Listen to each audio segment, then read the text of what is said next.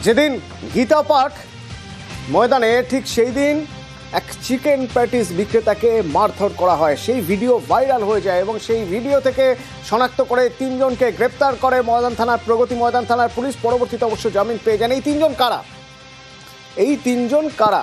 তাদের বিরুদ্ধে কোন কোন ধারায় অভিযোগ দেওয়া হয়েছে জানবো। আমার সঙ্গে রৌনক রয়েছে, সরাসরি একবার কথা বলবো। রৌনক, যে তিনজনকে গ্রেপ্তার করা হয়েছিল অবশ্য পরবর্তীতে এখন জামিন পেয়ে গিয়েছেন, সেই তিনজন কারা, তাদের পরিচয় কি? সেদিন ওই ভিডিও থেকে ওই তিনজনকে দেখা যাচ্ছে, তাদের বিরুদ্ধে কি ধারা দেওয়া হয়েছে?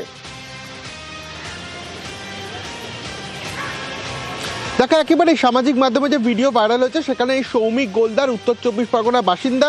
পুলিশ সূত্রে জানা যাচ্ছে হিন্দু সেবা দলের তিনি সদস্য, তাকে গ্রেফতার করা হয় এবং তার সঙ্গে আরও একজনকে গ্রেফতার করা হয়, তিনিও হিন্দু সেবা দলের সদস্য বলেই জানা যাচ্ছে, যার নাম স্বর্ণেন্দু চক্রবর্তী। এবং আজ সকালবেলায় বিজেপি নেতা স্থানীয় তরুণ ভট্টাচার্য, তাকে হুগলি থেকে গ্রেফতার করা হয়। এই তিনজনের বিরুদ্ধেই একটি জামিন অযোগ্য ধারা বিএনএসের 299 অর্থাৎ উদ্দেশ্য প্রণোদিতভাবে ধর্মীয় ভাবাবেগে আঘাত করা বা অপমান করা, এই ধারাটি দেওয়া হয় এবং পুলিশের তরফ থেকে তাদের পুলিশি হেফাজতে চাওয়ার আবেদন করা হয়। এবং যেহেতু অভিযুক্ত পক্ষের আইনজীবীদের তরফ থেকে জামিনের আবেদন করা হয়, গোটা সওয়াল জবাব পর্ব বিচারক শোনেন এবং পরবর্তীতে 1000 টাকার ব্যক্তিগত বন্ডে তিনজনকেই জামিন দেওয়া হয়। যে বিষয়টি এখানে সামনে উঠে আসছে, যে ভিডিও সামাজিক মাধ্যমে ভাইরাল হয়েছিল সেখানে দেখা যাচ্ছিল এই সৌমিক গোলদার কিন্তু ওই প্যাটিস বিক্রেতার ওপর চড়াও হয়েছিলেন। এবং যে বিষয়টি পুলিশ সূত্রে জানা যাচ্ছে, আরও যে দুজন অভিযুক্ত তারাও সেই সময় ঘটনাস্থলে উপস্থিত ছিলেন, কোনোভাবে তারা এই ঘটনাটাকে প্রভোগ করেছিলেন। এই কারণেই তিনজনকে গ্রেফতার করা হয়েছিল। আর যখন তাদেরকে আদালতে পেশ করা হয়, তাদের আইনজীবীর তরফ থেকে জামিনের আবেদন করা হয় এবং পরবর্তীতে বিচারক কিন্তু জামিন মঞ্জুর করে 1000 টাকার ব্যক্তিগত বন্ডে তিনজনেরই ইতিমধ্যে জামিন মঞ্জুর করলো ব্যাংশাল আদালত।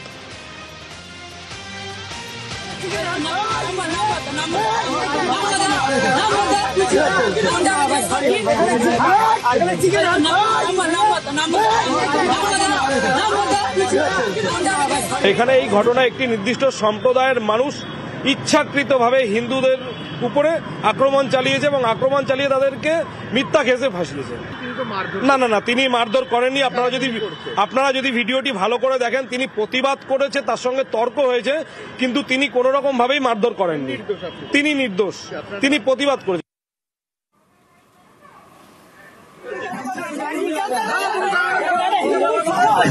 যাকে মারধর করা হয়েছে তার বক্তব্য শোনা যায়।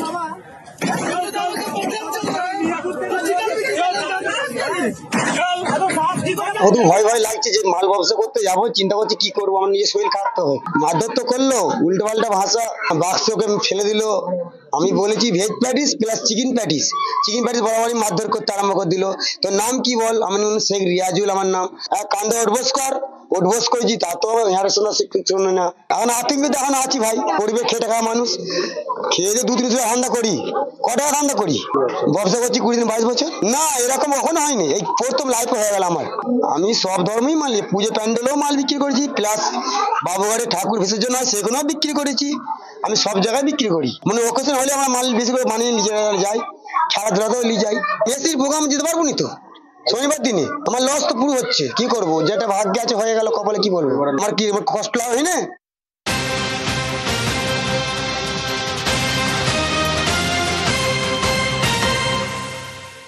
যে উন্নয়নকে ধ্বংস করার কাজ শুরু করেছিলেন, আজকে পশ্চিমবঙ্গের আপনি যেদিকে তাকাবেন দেখবেন কার্যত নাই রাজ্যে পরিণত হয়েছে এই রাজ্য।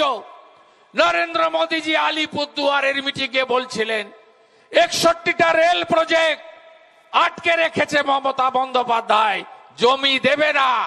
খানাকুলে রেল আসবে না, আমতাতে রেল আসবে না, দমকল রানীনগর জলঙ্গিতে রেল যাবে না, ঘাটালে দাসপুরে রেল আসবে না, ময়নাতে পিংলাতে রেল আসবে না। তিনি জমি দেবেন না। 91,000 কোটি টাকা নরেন্দ্র মোদীজি দিতে চান, মমতা ব্যানার্জি জমি দেবেন না।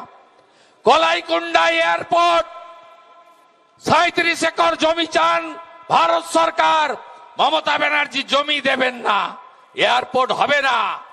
হাসিমারা আর্মি এয়ারপোর্ট, তাকে ডোমেস্টিক কমার্শিয়াল এয়ারপোর্ট চালু করতে চায় ভারত সরকার। মাত্র 25 একর জমি চেয়েছে, মমতা ব্যানার্জি দেবেন না। বাগডোগরা এয়ারপোর্টকে বাড়াতে চায় ভারত সরকার, মমতা ব্যানার্জি জমি দেবেন না। কলকাতা এয়ারপোর্ট আরো একটি এয়ারপোর্ট ভাঙড় বা কল্যাণীতে করতে চায় মোদিজির সরকার, মমতা ব্যানার্জি করতে দেবেন না। মমতা বন্দ্যোপাধ্যায় গত 14 বছর 14.5 বছরে মোট কারখানা তাড়িয়েছে, টাটার কারখানা সহ 6,888। ডাবর চলে গেছে মধ্যপ্রদেশে, জুট মিলগুলোয় তালা। আরেকটা পেট্রোকেমিক্যাল চলে গেছে পারাদ্বীপে। আজকে আমরা গোটা পশ্চিমবঙ্গ নাই রাজ্যে পরিণত হয়েছে। আজকে জাতীয় সড়কে জমি দেবে না, নতুন বন্দরে জমি দেবে না, কোথাও কোনো কাজ করতে দেবে না এই সরকার। তাই পরিবর্তন আপনাদের করতে হবে। একটার পর একটা কেন্দ্রের স্কিম এখানে চালু করতে দেয়নি। আপনি বলুন, 5 লক্ষ টাকার চিকিৎসা ফ্রি, আয়ুষ্মান ভারত গোটা ভারতে চালু। ঝাড়খণ্ডে নন বিজেপি সরকার, তামিলনাড়ুতে নন বিজেপি সরকার, সেখানেও আয়ুষ্মান ভারতের কার্ড চলে।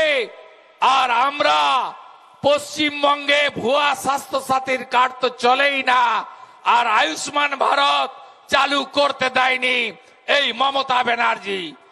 যারা চান আয়ুষ্মান ভারত চালু হোক, তারা পরিবর্তন আনুন। মমতার ওই ভুয়া কার্ড না সিএমসি ভেলোরে চলে, না টাটা ক্যান্সার হসপিটাল মুম্বাইতে চলে, না দেবী সেটির হসপিটাল বেঙ্গালুরুতে চলে, না ডক্টর রেড্ডির হায়দ্রাবাদের হসপিটালে চলে, কোথাও চলে না। তাই একে তাড়াতে হবে।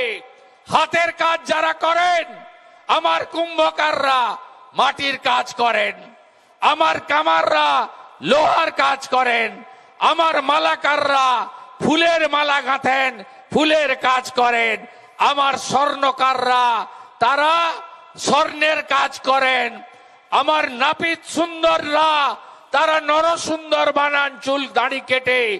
আজকে বিশ্বকর্মা যোজনা এদের জন্য নরেন্দ্র মোদী এনেছিলেন। আজকে বিশ্বকর্মা যোজনায় হাতের কাজ যারা করেন, মূলত ওবিসি এবং এসসি সমাজের লোকেরা, তারা আজকে বঞ্চিত। গোটা ভারতে বিশ্বকর্মা যোজনা 2 বছর চলছে, বাংলায় চালু করতে দেয়নি এই মুখ্যমন্ত্রী, এই চোরেদের রানী, তিনি চালু করতে দেননি পশ্চিম বাংলায় বিশ্বকর্মা যোজনা। মমতা বন্দ্যোপাধ্যায় পিএম কিষাণ সম্মান নিধিতে মাত্র 50 লক্ষ নাম পাঠিয়েছেন। মোদিজি বলছেন আরো 33 লক্ষের কি হলো? না, উনি দেবেন না বছরে 6,000 টাকা। কারণ আপনারা হিন্দু, আপনারা বিজেপির ভোটার, তাই আপনাদের নাম পাঠাবে না। সব কৃষক যদি পিএম কিষাণ সম্মান নিধি চান, পরিবর্তন আনুন, পরিবর্তন আনুন, পরিবর্তন আনুন। ভারতীয় জনতা পার্টি 3100 টাকা কুইন্টাল ধান কেনে ছত্তিশগড়ে। আমরা কৃষকের চোখের জল মোছাবো। আলু চাষিদের সর্বনাশ এই মুখ্যমন্ত্রী করেছেন। যখনই আলুর 2 পয়সা দাম পান, তখনই সীমান্ত বর্ডার আটকান, বিভিন্ন রাজ্যের বর্ডার আটকান আলু চাষিদের সর্বনাশ করার জন্য। নরেন্দ্র মোদীজি বছরে 37,000 কোটি টাকা সারে ভর্তুকি দেন, আর 1200 টাকার সার 2,500 টাকা করে আমতা উদয় নারায়ণপুর উলবেড়িয়ার চাষিদের ক্রয় করতে হয়। এই চোরেদের হাত থেকে বাঁচতে গেলে পরিবর্তন আপনাকে আনতে হবে।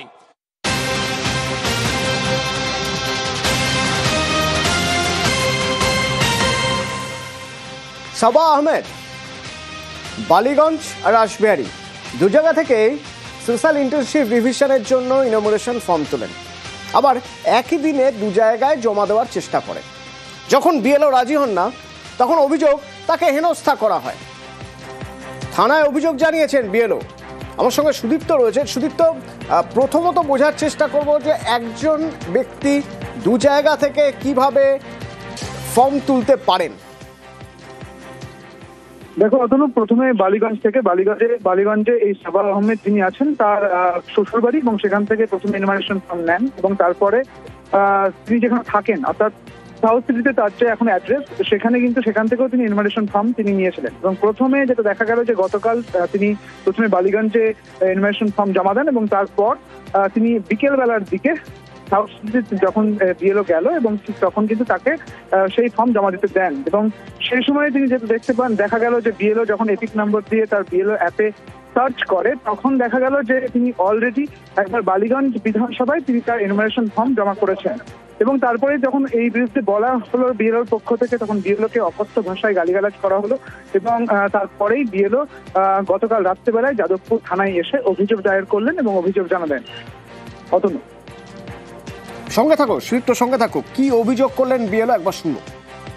উনি সাউথ সিটি 259 পার্টের ভোটার ডকুমেন্ট শো করতে গিয়ে তখন ভীষণ মিসবিহেভ করেন, ফর্মাল ডকুমেন্টস দিতে চাইছিলেন না, বাজে ব্যবহার করছিলেন। তারপর আবার দেখা যায় যে উনি অন্য আরেক জায়গাতেও অ্যাপ্লাই করেন। লিখিত অভিযোগ জমা দিয়েছেন কি? লিখিত সমস্ত দেওয়া হয়েছে। সুদীপ্ত, এই সাবা আহমেদ যার বিরুদ্ধে অভিযোগ, তিনি কি বলছেন? তিনি এরকম কেন করতে গেলেন? দেখো, প্রথমত তার সঙ্গে যখন যোগাযোগ করা হয়েছিল তিনি যেমনটা বলছেন যে প্রথমে তিনি তার কাছে 2টি ভোটার কার্ড আছে যেটা তিনি স্বীকার করে নিয়েছিলেন, এবং যখন তিনি শ্বশুরবাড়িতে থাকতেন বালিগঞ্জে তখন তার ভোটার কার্ড, এবং এখন তিনি সাউথ সিটির যে ঠিকানা সেই ঠিকানা অনুসারে একটি ভোটার কার্ড তিনি তার কাছে রেখেছেন বলে জানাচ্ছেন। তার বক্তব্য যে তিনি বিএলওকে বারবার জানিয়েছিলেন যে তিনি চান একটি ভোটার কার্ড এবং এখানেই অর্থাৎ সাউথ সিটি তার ভোটার কার্ডের নাম উঠুক, তবে বিএলও নাকি তার কথা শুনেনি, এটা তার অভিযোগ ছিল। এবার যে বিষয়টা তাকে যখন বলা হলো তাহলে আপনি বালিগঞ্জে কেন ফর্ম জমা দিলেন, তারপরেই বা কেন আপনি সাউথ সিটিতে এলেন, তার কিন্তু সদুত্তর তিনি দিতে পারলেন না। কার্যত তার মোটিভটা কি সেটা তিনি বলতে পারলেন না। যেটা লিগ্যালি যে প্রসেস ছিল তা কিন্তু তাকে 6 নম্বর যে ফর্ম তা কিন্তু তাকে জমা দিতে হতো। সেটার যখন প্রশ্ন করা হলো আপনি তাহলে 6 নম্বর ফর্ম কেন ফিল আপ করলেন না, তখন তিনি বললেন যে কেন আমি 6 নম্বর ফর্ম ফিল আপ করবো, যা করতে পারে করে নি। এইরকম ভাষায় তিনি কথা বলছেন, এইরকম তিনি হম্বিতম্বি করছেন, এমনটাই কিন্তু দেখা গেল। ধন্যবাদ। যার বিরুদ্ধে অভিযোগ এই সাবা আহমেদ, যার বিরুদ্ধে থানায় অভিযোগ করেছেন বিএলও, তার বক্তব্য শুনব। শুধু ফর্ম জমা করতে গিয়েছিলাম প্রথম দিন ওনার কাছে, আজকে 10-12 দিন আগে। वो अपना पावर दिखा रहा था गलत जगह। আপনি বালিগঞ্জের ফর্ম দিচ্ছেন, আপনি সাউথ সিটিতেও ফর্ম দিচ্ছেন, আপনার 2 জায়গায় ভোটার কার্ড, এবং সেটা অনুচিত তাই বলছেন বিএলও অভিযোগ। এবং আপনি ওনাকে গালিগালাজ করেছেন বলছে। बोलते रहो, गाली सुना काज করেছে নাকি? दूसरे जगह का बीएल ऑफिसर लोग जो है घर में फोन कर के सबसे पेपर मांग रहा है। দিদি আপনার কমপ্লেনটা কি আছে যদি একটু আমাকে বলেন। কমপ্লেন আছে কি ওরা হ্যারাস করছে, আমার কাগজটা নিল না তো। মানে আপনি ঠিক কি চেয়েছিলেন? যদি সাউথ সিটিতে হয়ে যেত তাহলে বালিগঞ্জে আপনি দিতেন। ऑब्वियसली यार, मेरा हो जैसा जहां का मेरा चल रहा वहीं कराना चाहिए ना। जहां का चल रहा मेरा चलता रहता है। अभी भी हमको मन में सोचा कि जो नहीं करा छोड़ो, बनवा लेते, बाद में एड्रेस चेंज कर देंगे। একই দিনে 2 জায়গায় ফর্ম ফিল আপ করা হয়েছে, একটা 161 বালিগঞ্জ আর একটা রাসবিহারটি। এখন ম্যাপিং করার সময় দেখা যাচ্ছে ওই বালিগঞ্জেও মানে ফিল আপ করেছে। মুনমুন দত্তকে কি বলা হলো? ফোন করে নোংরা ভাষা ওয়ার্ড করে, সেই ওয়ার্ডগুলো আমি উচ্চারণ করা সম্ভব না। আমি এখন অভিযোগ জানালে? হ্যাঁ, অভিযোগ জানালাম। 2 জায়গায় নাম আছে, একজন লোক 2 জায়গায় নাম ফিল আপ করতে পারে না, আইন বর্বিত কাজ করেছে। 2টো ফর্ম একসঙ্গে জমা দিল কেন? ও ওখানে গিয়ে জমা দিচ্ছে ওই বিএলওর কাছে, ওই একইভাবে অ্যাকিউজ করা আছে ওই বিএলওকে। সাউথ সিটিতে ভোটার কার্ড? হ্যাঁ, ভোটার কার্ড, নাহলে ফর্ম এ সাইড ফর্ম বেরোবে কি? এবং নাম্বার কি আলাদা না একই? আলাদা ডিফারেন্ট নাম্বার। আজ এসআইআর ফর্ম জমা দেওয়ার শেষ তারিখ। যদি কোনো এরপরে ডিসপুট হয়, খসড়া তালিকা বেরোবে, খসড়া তালিকায় যদি নাম না থাকে তখন কি হবে? হিয়ারিং হবে। কিন্তু এই হিয়ারিং কোথায় হবে? ফর্ম তো না হয় আপনার বাড়ি থেকে এসে তুলেছেন বা বাড়িতে এসে দিয়ে গেছেন বা আপনি অনলাইন থেকে ডাউনলোড করেছেন, কিন্তু যদি হিয়ারিং হয়, এই হিয়ারিংয়ের জন্য আপনাকে যেতে হবে মহকুমা শাসকের কাছে। এখন কথা হচ্ছে যে কেন আপনাকে যেতে হবে এই হিয়ারিংয়ের জন্য এসডিও অফিসে? কেন যেতে হবে? তার কারণ নির্বাচন কমিশন মনে করছেন যে অন্য কোথাও যদি এই হিয়ারিং হয় তাহলে তা অস্বচ্ছ হবে।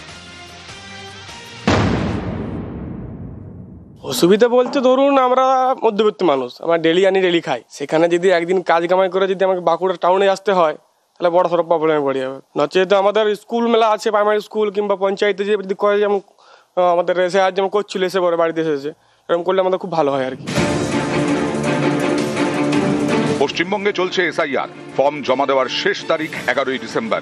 16ই ডিসেম্বর থেকে খসড়া তালিকা প্রকাশ করবে কমিশন। যাদের নাম খসড়া তালিকায় থাকবে না তাদের ডাকা হবে শুনানিতে। এই প্রক্রিয়া শুরু হবে 16ই ডিসেম্বর থেকে, চলবে 7ই ফেব্রুয়ারি পর্যন্ত।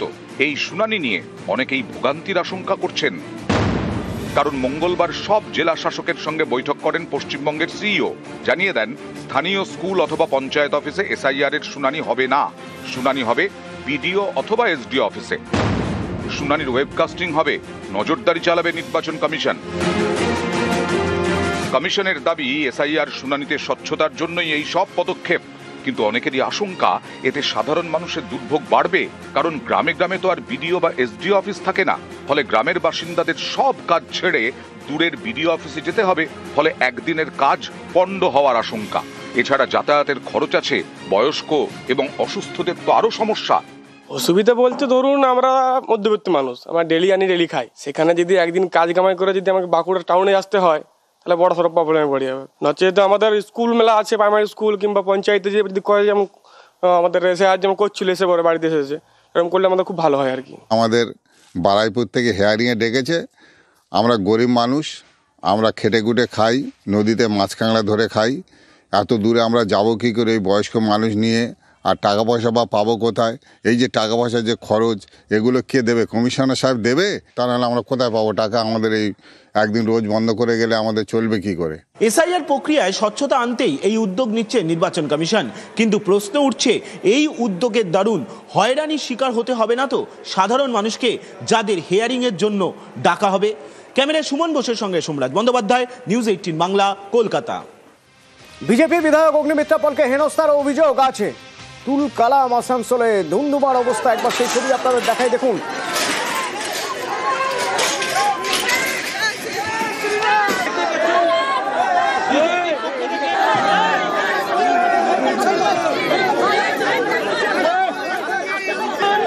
গতকাল আসানসোলে অগ্নিমিত্রা পলকে হেনস্থার অভিযোগ। পাড়ায় দিদিভাই কর্মসূচিতে বিক্ষোভের মুখে পড়েন।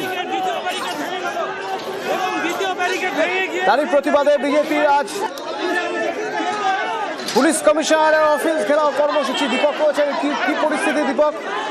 দেখো, এই মুহূর্তে বিজেপি কর্মী সমর্থকরা রাস্তায় অবস্থান বিক্ষোভ চালিয়ে যাচ্ছে এবং সিপি অফিসের সামনে বিধায়ক অগ্নিমিত্রা পলের নেতৃত্বে অবস্থান বিক্ষোভ চলছে। যে ঘটনা গতকালকে ঘটেছিল, যেভাবে বিধায়ককে হেনস্থার শিকার হতে হয়েছিল, তারই বিধানসভা কেন্দ্রে, তারই প্রতিবাদে পাল্টা Asansol Durgapur police commissioner office ঘেরাও কর্মসূচির ডাক দেয় বিজেপি এবং সেই কর্মসূচি বাধা দিতে পুলিশের পক্ষ থেকে ব্যারিকেড লাগানো হয়। সেই ব্যারিকেড একের পর এক ব্যারিকেড ভেঙে যখন সিপি অফিসের সামনে আসে, পুলিশ সবল তাদেরকে আটকানোর চেষ্টা করে, কিন্তু বিজেপি কর্মী সমর্থকদেরকে আটকাতে যে ব্যারিকেড লাগানো ছিল সেই ব্যারিকেডে ব্যর্থ থাকে পুলিশ। এরপরে সিপি অফিসের একদম সামনে বিজেপির এই মুহূর্তে অবস্থান বিক্ষোভ। বিজেপির মূলত দাবি হচ্ছে কি, যেভাবে তাকে বিভিন্ন কর্মসূচিতে বাধার মুখে পড়তে হচ্ছে এবং সেই বাধা দিচ্ছে তৃণমূলের ইন্ধনে কিন্তু গ্রামবাসীরা, তাই এই প্রতিবাদ বলে জানিয়েছে। যদিও পুলিশের পক্ষ থেকে জানানো হয়েছে কি, এই কর্মসূচির কোনো অনুমতি বিজেপির পক্ষ থেকে আগাম নেওয়া হয়নি বা পুলিশের কোনো অনুমতি নেই এই কর্মসূচিতে। যদিও পুলিশের অনুমতি ছাড়াই এই বিজেপির কর্মসূচি, যেই কর্মসূচি এখনো চলছে। পুলিশ দফায় দফায় বিধায়ক অগ্নিমিত্রা পলের সঙ্গে কথা বলে পরে এই কর্মসূচি প্রত্যাহার করার আবেদন জানাচ্ছে। যদিও পুলিশের কথা মানতে নারাজ একেবারে বিধায়ক অগ্নিমিত্রা পল এবং তিনি কর্মসূচি এই মুহূর্তে চালিয়ে যাচ্ছেন। ধন্যবাদ।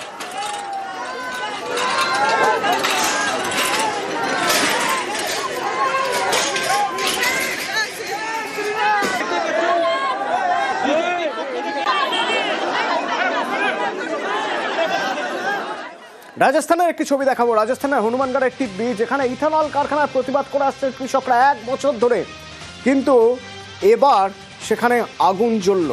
ওই দেখুন, পুলিশের গাড়ি দাউ দাউ করে আগুন জ্বলছে। তার আগে পুলিশ লাঠিচার্জ করেছে, সেই ছবিও আপনাদের দেখাবো। 1 বছর ধরে কারখানার বিরোধিতা করে এসেছে চাষিরা। আজ কারখানার পাঁচিল ভেঙে দেওয়া হয়। প্রথমে গেট, তারপরে দেখুন পাঁচিল ভাঙা হয়। এই সময় যখন পুলিশ বাধা দেয় তখন ধস্তাধস্তি শুরু করে যারা প্রতিবাদ করছিলেন, এবং তারপর পুলিশের লাঠি।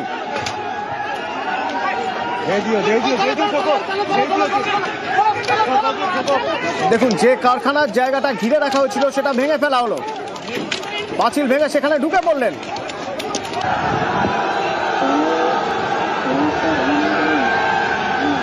भवानी सिंह এখান থেকে আমার সহকর্মী রয়েছেন। भवानी, क्या स्थिति है अभी वहाँ का?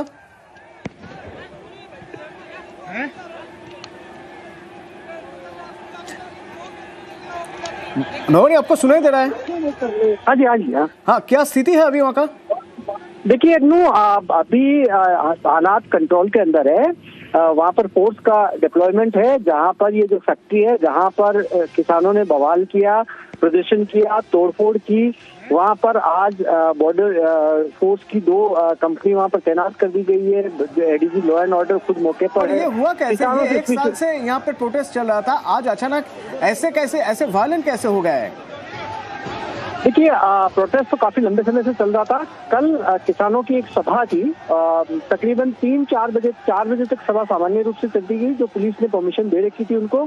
उसके बाद में अचानक ये लोग उठे और आह्वान कर दिया फैक्ट्री की ओर बढ़ने का।